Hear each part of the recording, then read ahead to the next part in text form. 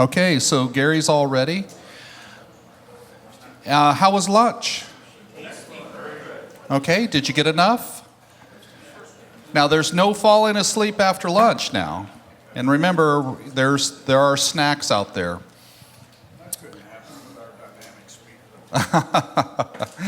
You're guaranteed to be awake all afternoon. We got a wonderful series of talks this afternoon. I'd like to introduce Ken Konecki, W6HHC. He's going to give us an update on DATV, that is Digital Amateur Television, for those that would like to know what the abbreviation stands for. DATV Express Exciter for Digital ATV. Take it away.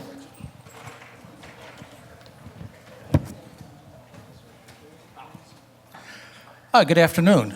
My name is Ken, W6HHC, and I'm going to be talking on digital amateur television. The title of the talk is an update on the DATV Express Exciter for digital amateur television. So let me give you a little background. I've been promoting digital amateur television for quite a few years, and the reason is it really improves the quality that you can get on the video. The picture on the left is a picture of analog ATV, and on the right is digital amateur television taken with the same antenna system, the same amplifiers, under weak signal conditions, and you can see the difference in quality, and mainly because the technology used in digital amateur television allows you to do things like have forward air correction and a number of other good features that really help the situation. Let me give you a little bit of a status of where digital amateur television is today. One, as I said before, the video quality is really much better than analog ATV.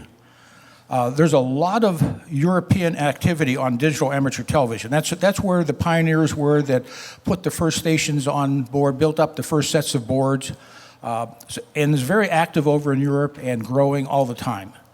Australia and New Zealand are also very active with digital amateur television. And for the first time, I can say that over the last 2 years, there are more hams using digital amateur television in the United States than there had been for a long, long time. Back in the early 2000s, one station in Ohio put up a digital amateur television repeater, and it just stayed flat for years and years and years, for at least 10 years.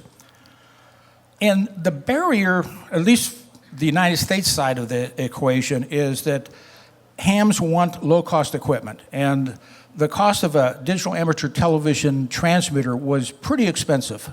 Up to 2 years ago, it cost you at least $900 to buy a ham radio grade transmitter for digital amateur television. It would probably come from Germany, and it was pretty expensive. If you wanted to try ham radio, you had to spend $1,000, and it was just a little bit too pricey. 2 years ago, High Des, a company, turned out lower cost equipment using the DVB-T protocol, and you can buy what I call an entry-level transmitter for about $175. That's quite a drop from $800. 2 years ago, the DATV Express board that I'm involved with came out, and you can buy that for $300. And that was our goal, to come in with a low-cost digital amateur television solution and help promote the growth of digital amateur television. And also, if you look at the status of DATV today, you'll see that the transmitting problems have been kind of solved, and they're turning attention to the receivers. There's some issues with the receivers because we were using only commercially available receivers, and they didn't do as much as we want, or they didn't do the things we'd like them to do, and so hams are attacking that problem, and I'll talk about that later on in the presentation. I'm involved with the DATV Express board. It was a project. This is the team of people that worked on it. Charles, G4GUO, over in England, is our software guru and resident mathematician. I'm Ken. I live in Orange, and I'm the project manager, and I do a lot of the documentation work. Art WA8 RMC is in Ohio, and basically he's our electrical engineering guru, and he's also our production manager.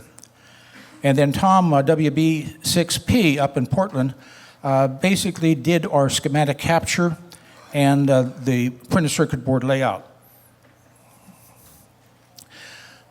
Okay, so what I'm going to do first is I'm going to take you back to 2014 TAPR meeting where we had a presentation and show you where the DATV Express project was back then. We had just released our printed circuit board into production during 2014. It's a FPGA-based board, has a USB connector at one end, has a modulator, an IQ modulator at the other end, and a little bit of a buffer amplifier. If you take a look at the block diagram for the unit, the board is right here, but it uses a PC, a Linux-based PC, to do most of the hard work. To the left, there's analog cameras like NTSC or PAL that go into a USB-based video capture card from a company called Hauppauge that basically does the encoding, the compression, MPEG-2 compression for the video and the audio. And then the PC does all the hard work. It creates the transport stream, creates the encoding for the DVB-S protocol, and then sends that by a USB cable over to the hardware board, which is FPGA based, and that does the IQ modulation. So it does some filtering inside, has an IQ stream that gets sent to a digital to analog converter, and then basically does the IQ modulation. And out comes basically about 1 milliwatt of RF power. Probably going to get up to 10 milliwatts based on what frequency you're working on. And then typically you need about 2 stages of RF amplifiers to get the power up to maybe 7 watts or 8 watts or 9 watts of average output power. If you look on the board, this is the block diagram for that printed circuit board you saw. And then over there on the left-hand side is the USB controller from Cypress. There's a Altera FPGA that does all the hard work. You can see that the stream for the I and the Q are sent to 2 different DACs and converted into analog, and then that's shipped over to the modulator as an I stream and a Q stream. And then there's a small buffer amplifier that just pushes the power up to a little bit more than 1 milliwatt. And the specs on it right now is several variations of protocols that are used in the commercial television business. Probably the most widespread one is DVB-S, which is the one used for satellites. And it's a nice protocol because it's well designed for weak signals coming from satellites. All of the IQ modulation schemes have been are in software, and they've been tested. QPSK, as well as the higher order constellations used in DVB-S2, which allow more data to be shifted with a single symbol or baud. Frequency range for the unit is 70 megahertz to 2.4 gigahertz. You can use it on any ham band in between there. And the symbol rates are anywhere from 300,000 kilosymbols per second to 5 megasymbols per second. And anybody who remembers the old packet things, that's the word baud, that every symbol contains a certain amount of data depending on the complexity of the digital modulation scheme that you're using. As I said before, the RF is about 1 milliwatt. Depends a little bit on the band you're on. And that depends on the video being compressed by an external hardware device, a video capture, and it was using what's becoming older and older cameras, NTSC or PAL, and the PC was operating on Ubuntu, either 32-bit or 64-bit. So that was where we were a year ago. So let's talk about what's new in DATV Express, the project, and DATV in general.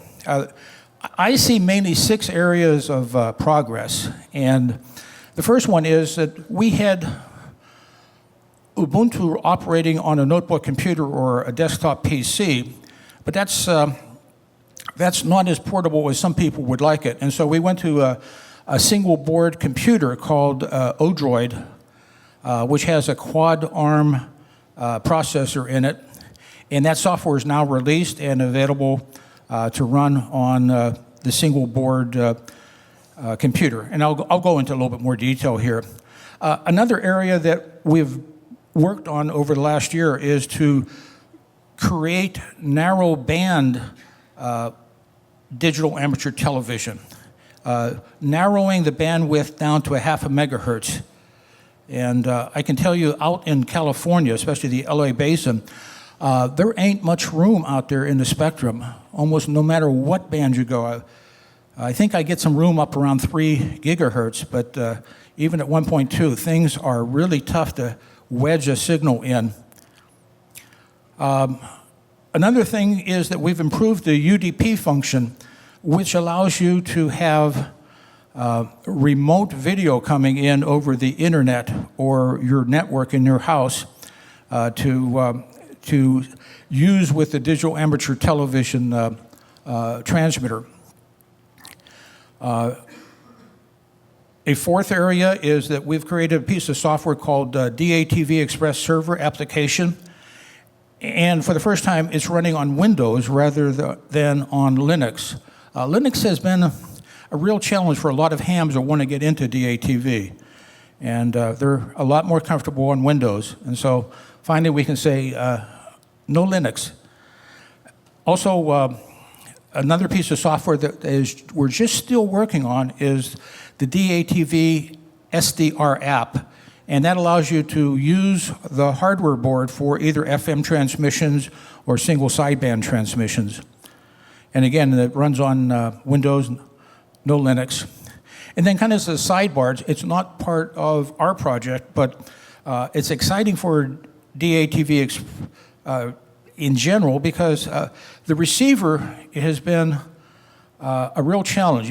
It's hard to get commercial people to do what hams do because we don't have a lot of cells volume.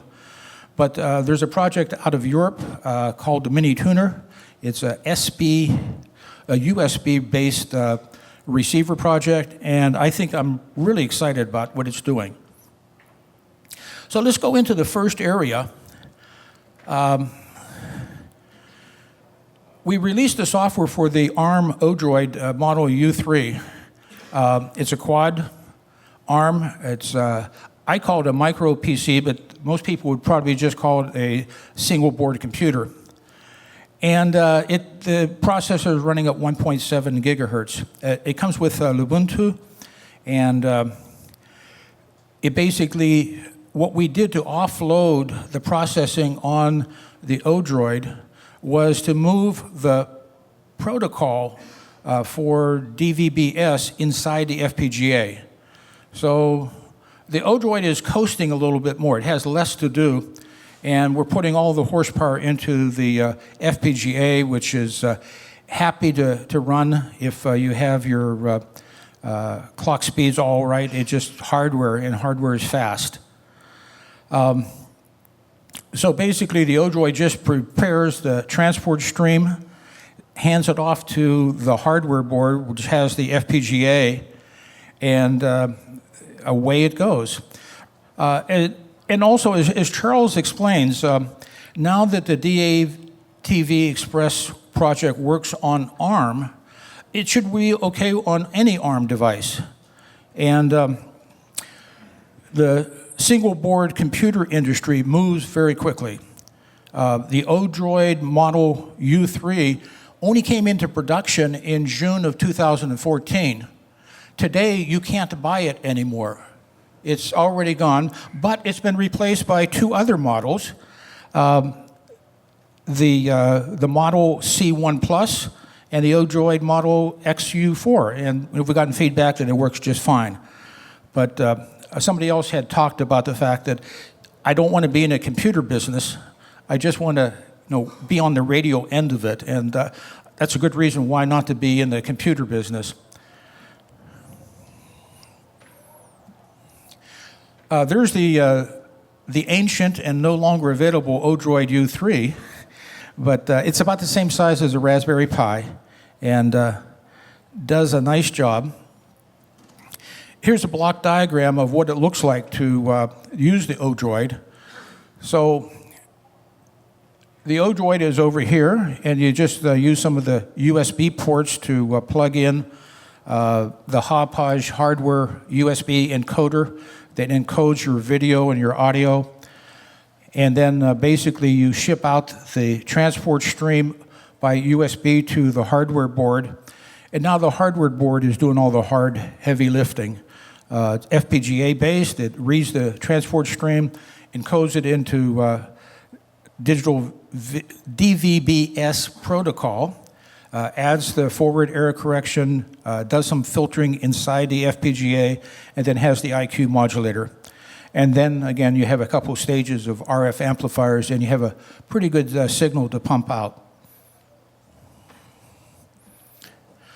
Okay, the second area of progress I want to talk about is narrowband DATV that is now possible with the DATV Express. Over in Europe, an interesting thing happened about a year ago. The Office of Communications allowed a temporary use of digital amateur television on a 2-meter band. Previously, there was a segment in England that wasn't being used of 2 meters, 146 to 147. And so they temporarily have allowed hams to put stations there as long as they're digital. No FM, no single sideband.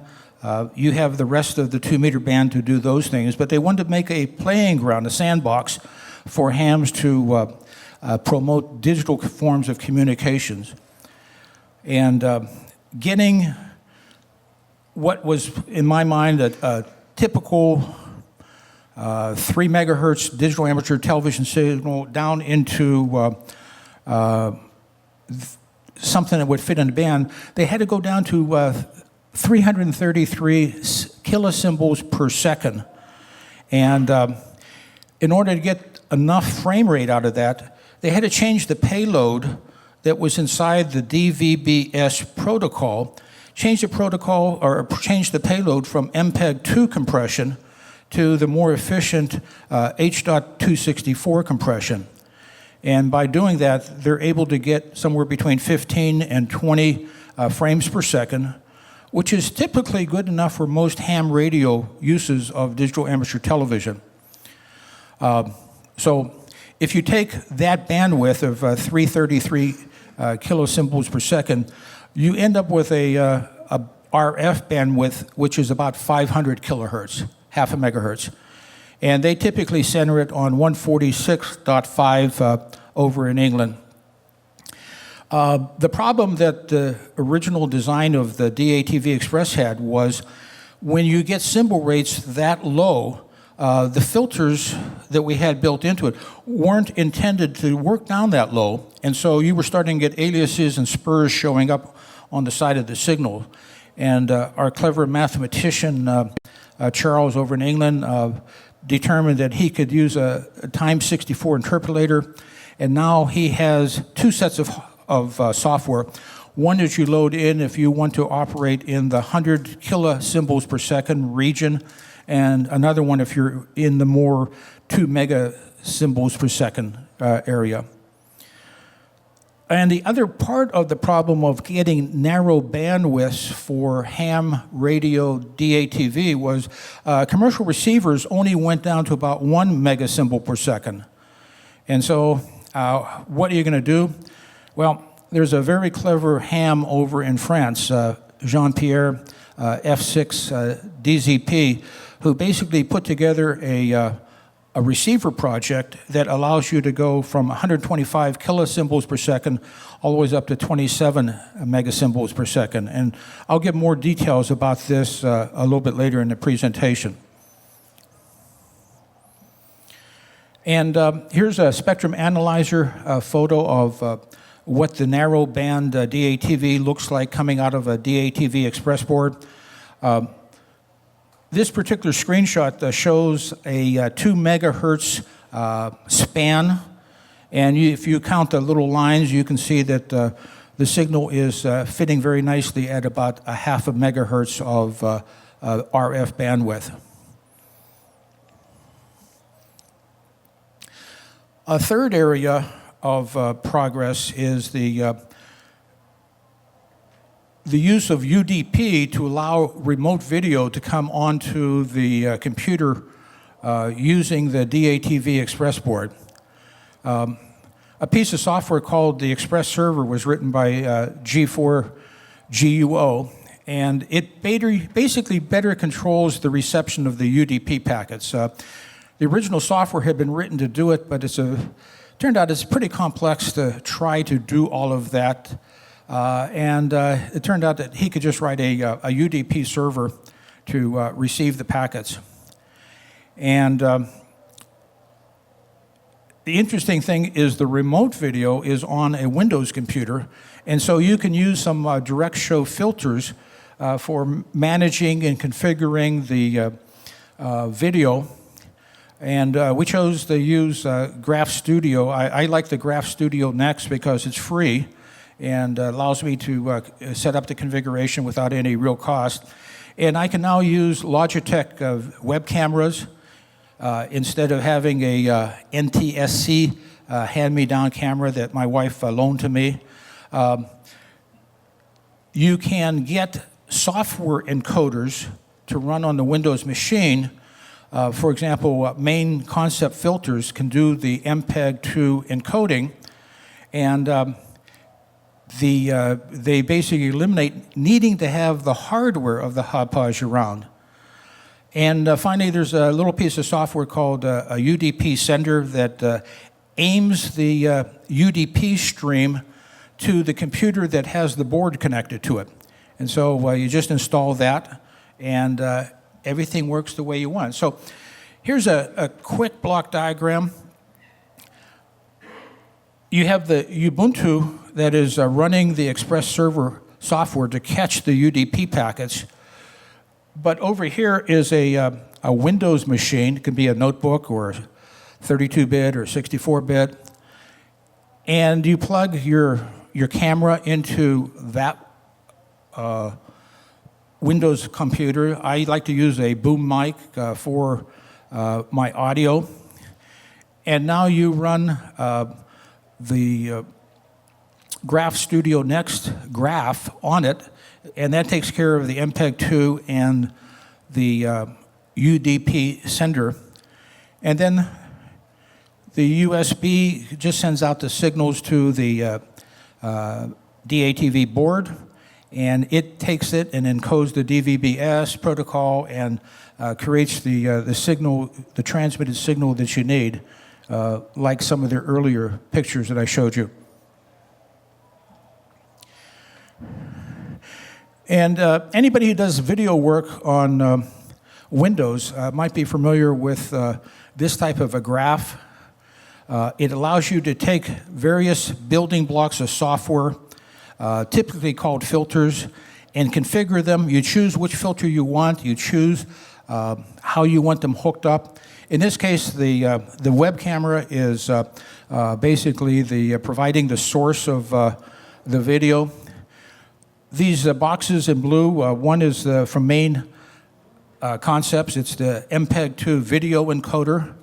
I grabbed another one and configured it for the audio, so it's a MPEG-2 audio encoder, and basically grabbed another filter, which is called the multiplexer, and basically tied the video and the multiplexer, the audio into the multiplexer, and now I have essentially the transport stream, and the UDP is aiming the UDP sender is aiming the UDP stream to the IP address of the Odroid.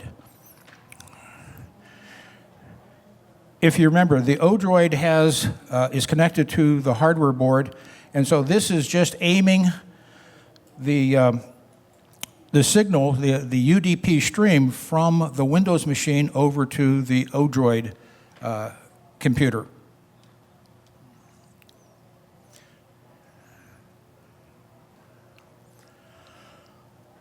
Okay, the next, I think it's number 4, piece of progress that we have done is to invent another piece of software called DATV Express App, or application. And the main thing about this is that it runs totally on a Windows system. There's no Unix involved at all. And it uses the same direct show filters that you saw earlier for handling the audio and the video.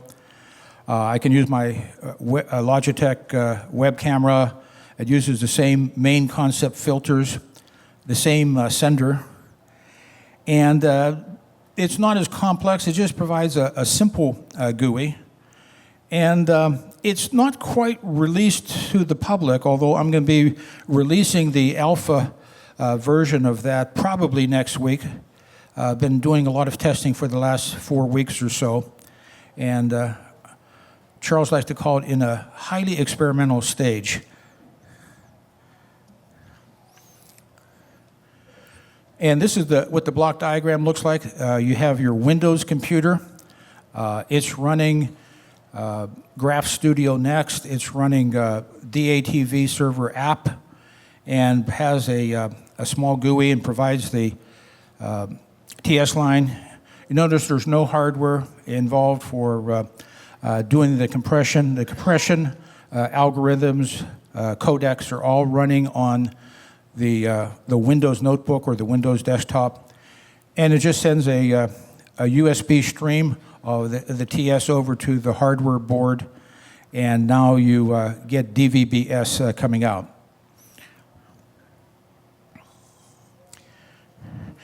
And again, it's using the same graph of filters that I showed you before. The only thing different is that the UDP sender is set back to the loopback IP address of the Windows machine. So basically, it's taken the UDP stream and sending it to the machine, and now the machine is sending that off to the DATV Express board. And in a lower right-hand corner, you can see there's a very simple GUI. I'll show you another one a little bit later. But basically, it reports back to you what you've set it up for, so you can tell what band you're on, what frequency you're on, what is your forward error correction setting that you're using. So it basically displays these things, and you set those up with a small configuration file that's running on the same computer. So pretty easy to use. Not very elegant, but it works. And if you look inside some of the filters, they all have properties tables that you can change. And this is a typical one on the main concepts video encoder. And I was playing with the constant bit rate mode. Originally, I set it up for variable bit rate, and it didn't work as well, but it was much more stable with the constant bit rate mode. And I set this one up for, I like to use 2.2 mega symbols per second in my transmissions from my home, and I was able to get that all set up and make sure that I'm getting the right video stream data rate, bit rate. This is the properties table that you would see on your Windows machine for the UDP sender. It's very simple. Basically, at the bottom, there's a place where you enter in the IP address you want to use.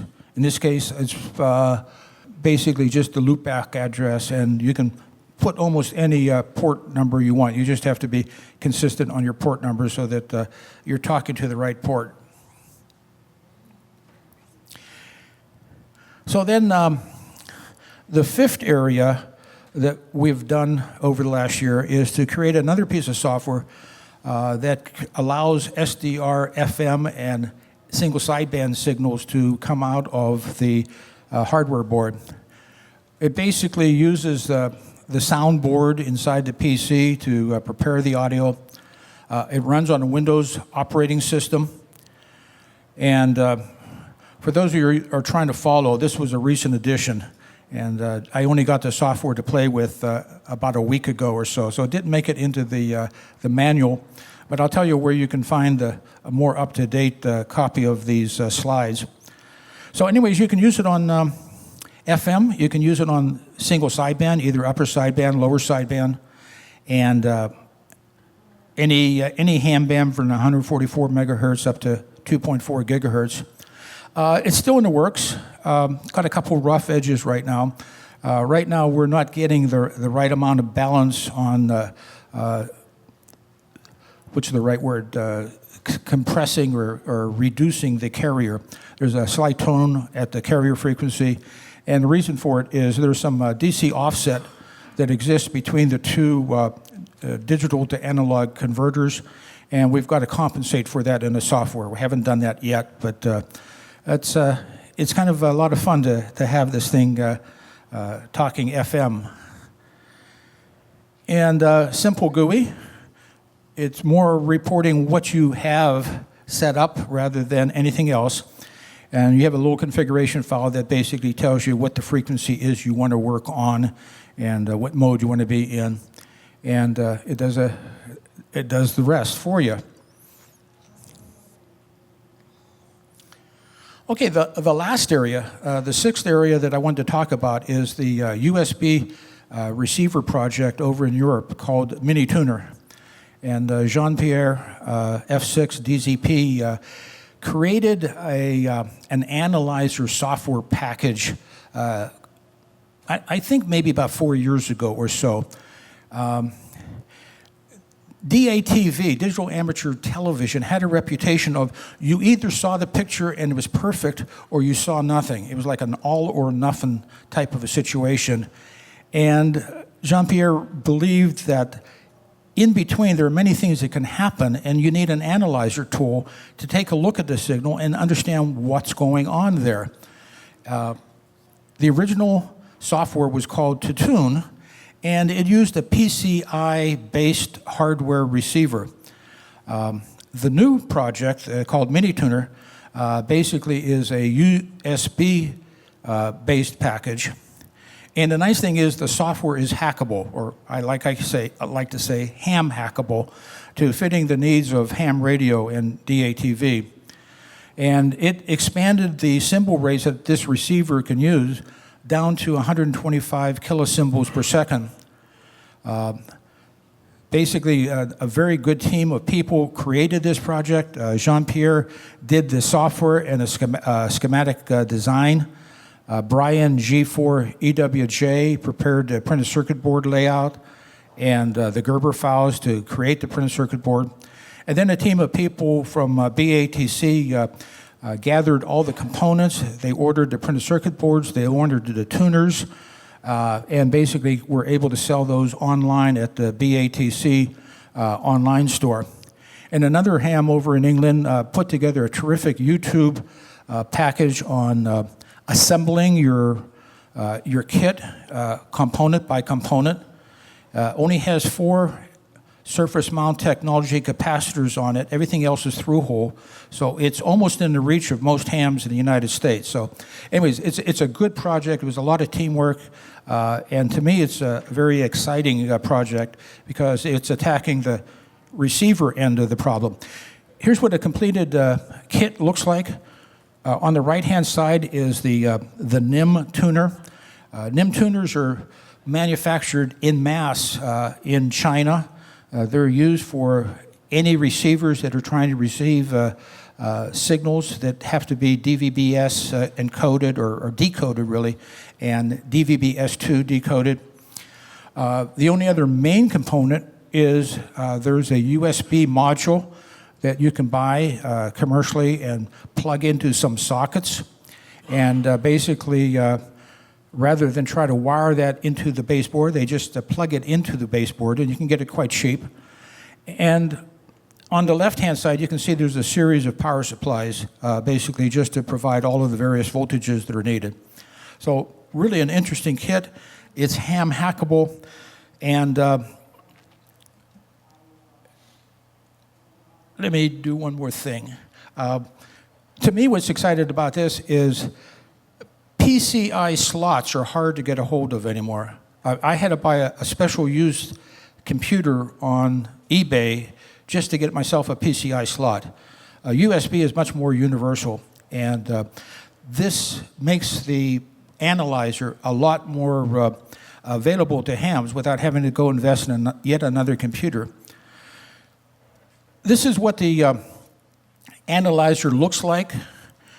Basically, down at the bottom, there's a meter there that tells you what your signal strength is, so you can tell when you're aiming at the station. There is an air rate meter there that shows you what the bit air rate is, and also there's a photograph or a picture of the constellation of the digital modulation that you're receiving. So in this particular case, it's a nice tight QPSK constellation.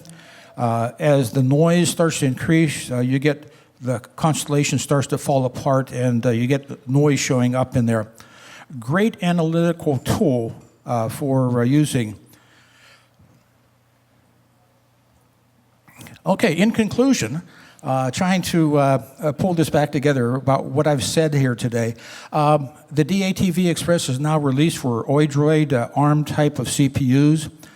To me, the most exciting part is I saw that there were handcuffs that were limiting the amount of interest and limiting the amount of applications that you could use the DATV Express for. One of them was Linux has a steep learning curve, and I can tell you there's a lot of hams that have no interest in learning Linux. And I've had hams who didn't know Linux who used our instruction guide to install Linux and configure it, and it worked fine. They had to spend maybe another extra evening reading it and walking through the things, but it works. Also, NTSC and PAL cameras are becoming very old. I probably ought to be using the word obsolete. They're hard to get a hold of. They're harder to find than they used to be.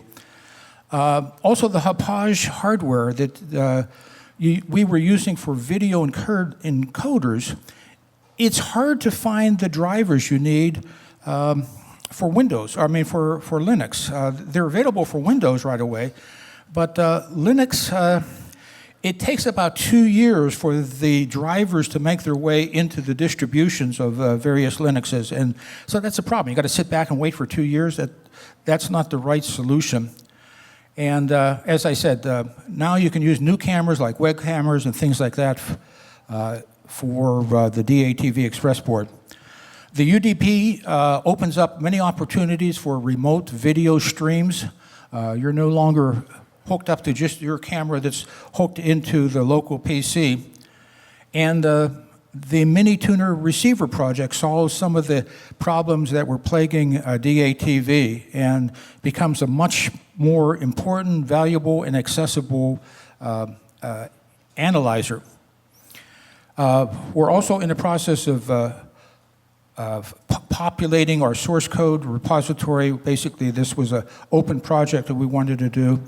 And you'll see at the end of the presentation in your books that there's a whole bunch of URLs that has that information. Our plans, so many ideas, so little time. I mean, the imagination come up with lots of nice things to work on, but we're just finishing up what we've started here. I always like to leave a bunch of URLs where you can find more interesting things. The Tapper communication proceedings will most likely be put up on the Tapper website. Probably take a month or so to get that, but all of the proceedings back to about the year 2000 are up there now. You can freely download them. Most of them are in PDF files. This presentation is already up on the Orange County Amateur Radio Club website, w6ze.org/DATV. This slide says it's newspaper articles, but you'll see that you have a choice of newspaper articles or presentations, and all of the PowerPoint presentations that I've given over the years are up there. So anyways, lots of good, interesting places where you can learn more if you're interested in learning more. But of course, this is a good time for questions. Any questions? Yes. What software do you link from the loopback UDP stream to USB? Basically, the UDP stream is, let's say you had the two computers, the Windows computer and the Odroid. You're basically sending them to an IP address on the on the Odroid. So you can send it over. Otherwise, you're sending packets of TS back to the loopback. And from that point, how to get out on USB? Oh, from that point, you have other software that allows you inside to automatically get out to. What software? I can't tell you it right now because it's so automatic that once I do it, it just like happens like magic. Of course, our software guru over in England knew how to do it. If you'd like, give me your email address and I'll go find out for you. I'll do that. Sure. Any other questions? Good. I think I got you off on schedule. Thank you very much.